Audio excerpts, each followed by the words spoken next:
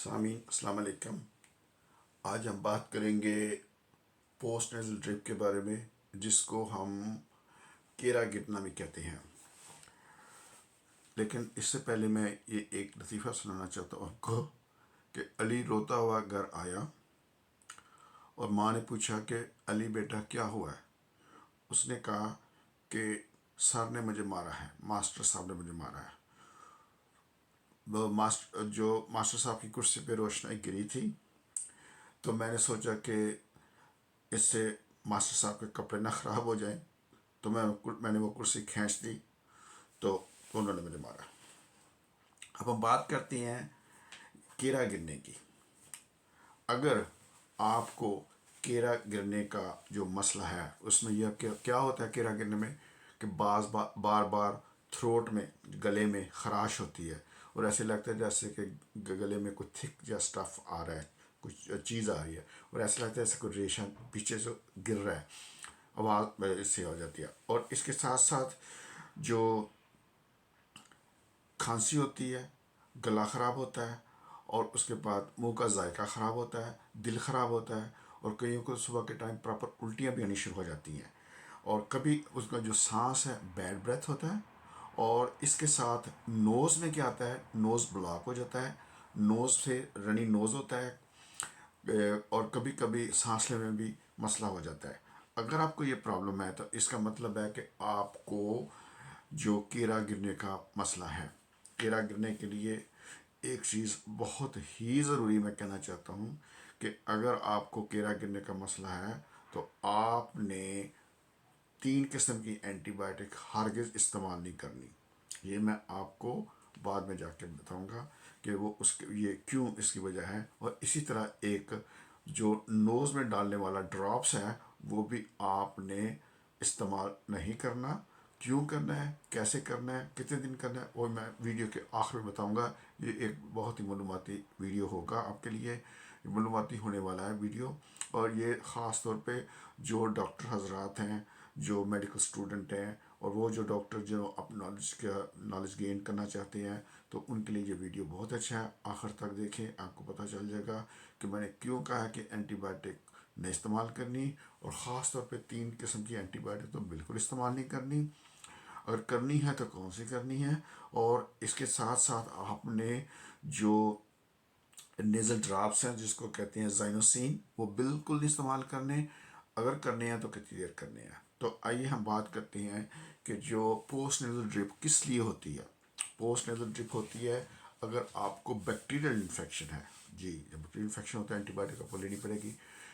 Post nasal drip اس لیے بھی ہوتی ہے کہ آپ کو کسی چیز سے الرجیز ہو۔ الرجیز کے بارے میں ہم بات کریں گے، یہ ایک بہت بڑا لمبا سا ٹاپک ہے۔ اس کے بعد ہو جاتی ہے گیسٹرو ایسوفیجل ریفلیکس، دوسرے لفظ میں آپ کا معدہ ٹھیک نہیں ہے۔ آپ کو جو معدہ ہے اس میں کیا ہوتا ہے کہ معدہ جو ہے نا وہ کام نہیں کرتا، اور رات کے ٹائم جب کھاتے ہیں نا، کھانا اوپر آتا ہے تو وہ آ کے تو سٹک کرتا ہے آپ کے تھروٹ کو، جس کی وجہ سے یہ پوسٹ نیزل ڈرپ کیڑا گرنے کا ہوتا ہے۔ اس کے بعد آ جاتا ہے کہ آپ کا جو نیزل سیپٹم ہے، جو اندر کی جھلی ہے، وہ سیدھی نہیں ہے، تو ٹیڑھی ہے۔ تو ایک طرف تو ناز آپ کا کھلا ہوتا ہے، اور ایک طرف کا جو نوز بند ہوتا ہے، وہ یہ بھی ایک وجہ ہوتی ہے۔ اور ایک ہوتا ہے کہ وازو موٹرینائٹس، یہ ایک میڈیکل ٹرم ہے۔ اس کا مطلب ہے کہ اگر آپ کو سٹریس کے ریلیٹڈ، الرجیز نہیں ہے، سٹریس ریلیٹڈ نوز کا جو پرابلم ہے، آپ کا جو نوز کر رہا ہے، تو اس میں بھی یہ جو پوسٹ نیزل ڈرپ ہے، جو کیڑا ہے، وہ گرتا رہتا ہے۔ اس کی جو علامت میں نے آپ کو بتا دی ہیں کہ علامت میں اس میں یہ ہوتا ہے کہ آپ بار بار آپ کو کھانسی آتی ہے، گلا خراب ہے، آپ کی آواز بدل گئی ہے، آپ کا جو بریتھ، جو سانس بیڈ بریتھ ہو گیا ہے، صبح کے ٹائم آپ کو ابکائیاں آتی ہے، ایون کہ کئیوں کو وامٹنگ ہو جاتی ہے، اور ہر وقت یہ سینسیشن ہوتا ہے کہ کوئی چیز آپ کے گلے کے پیچھے گر رہی ہے۔ تو یہ ایک پراپر یہ ایک کنڈیشن ہے، اور اس کا علاج بھی موجود ہے۔ علاج اس کا جو آپ ڈاکٹر کے پاس جائیں گے تو ہو سکتا ہے کہ ڈاکٹر آپ کو 2 طرح کے ٹریٹمنٹ دے، ایک دے دے اینٹی بائیوٹک پلس دے دے الرجی کا ٹریٹمنٹ۔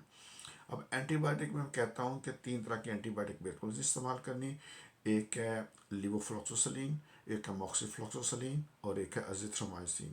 آپ اینٹی بائیوٹک جب آپ ڈاکٹر کے پاس جائیں تو ڈاکٹر کو آپ یہ نگاہ رکھیں، اس کے میں دیکھیں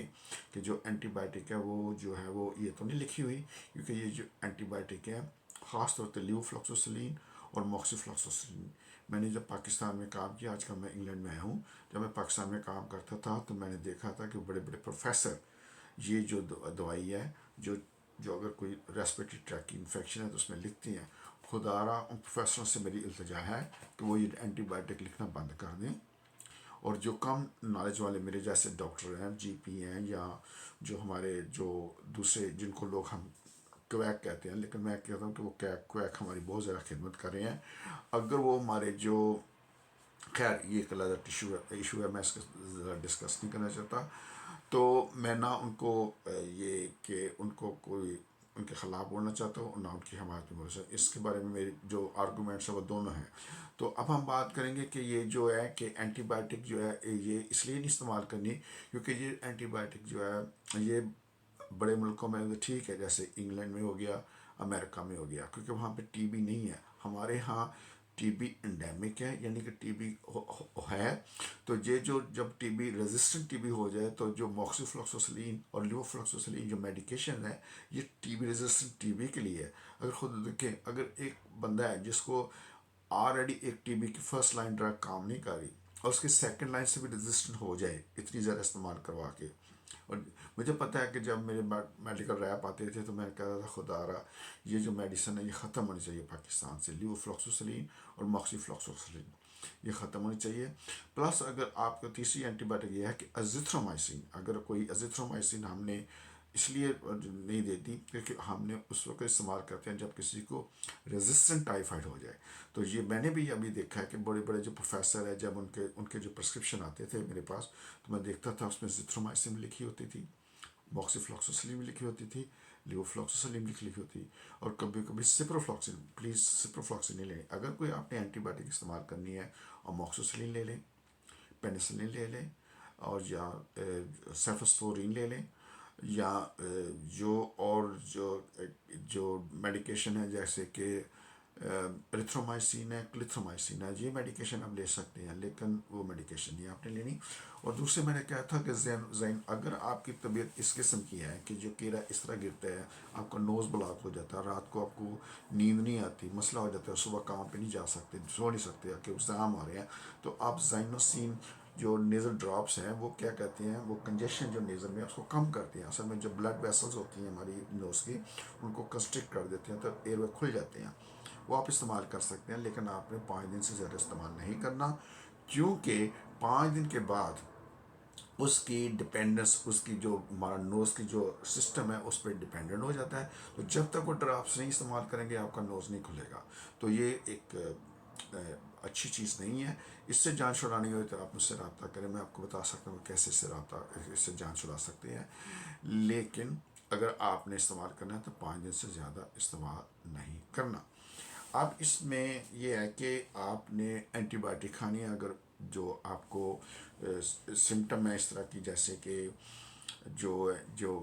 کف کے ساتھ ریشہ آ رہا ہے، تو اس کے بعد جو الرجی والی سمٹمز ہیں تو اینٹی الرجک ٹریٹمنٹ لینا ہے، اور اس کے بعد جو اینٹی الرجک ٹریٹمنٹ میں نیزل سپرے بہت اچھے ہیں، ٹاپیکل اسٹیرائڈ ہے وہ بھی اچھے ہیں، ٹھیک ہے، اس کے بعد نیزل ڈیکنجیشن ایسڈ جیسے کہ میں نے آپ کو بتا دیا۔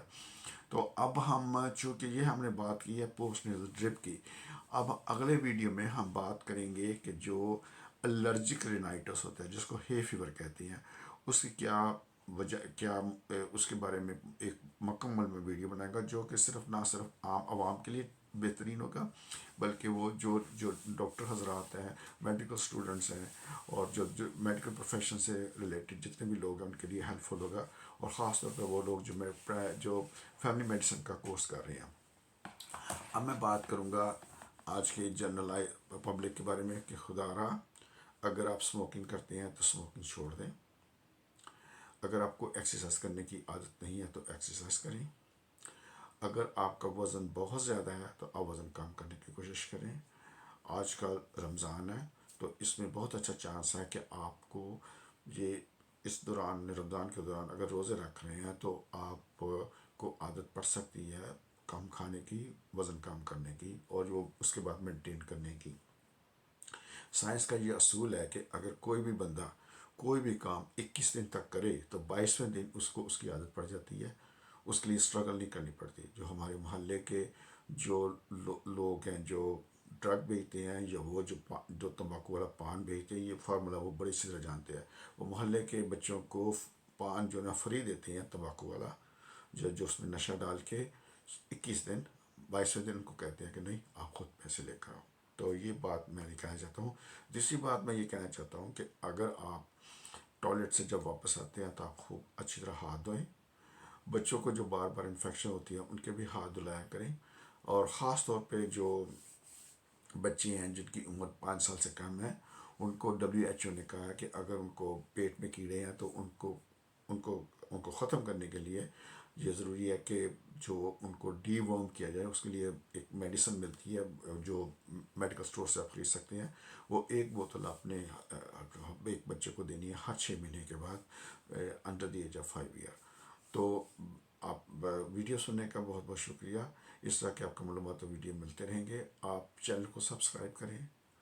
چینل اس کو اگر آپ کو معلوماتی نظر آتا ہے تو اپنے دوستوں، رشتہ داروں میں، عزیزوں میں اس کو شیئر کریں، اس کو سبسکرائب کر دیں،